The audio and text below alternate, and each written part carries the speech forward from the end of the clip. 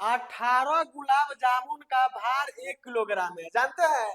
यानी 18 को गुलाब जामुन का भार 1 किलो है। मतलब 1 किलो में 18 गुलाब जामुन आता है।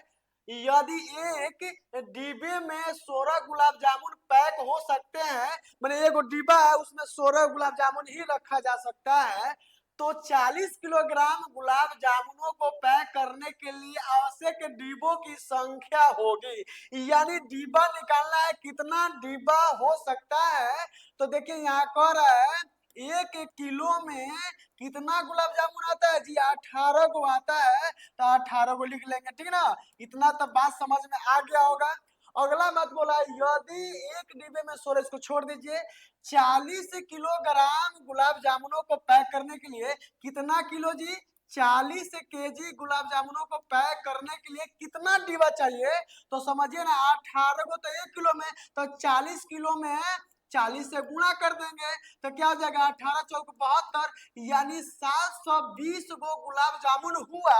और जानते हैं 1 किलो में यहाँ बोला है यदि एक डिब्बे में 16 गो गुलाब जामुन आता है, तो बताइए 720 गो तो गुलाब जामुन है ही, और एक डिब्बा में कितना गुलाब जामुन आता है जी, 16 गो। तो 16 से भाग करेंगे तो यहाँ डिब्बों की संख्या भैया निकल जाएगा। बात समझ में आया कि नहीं आया?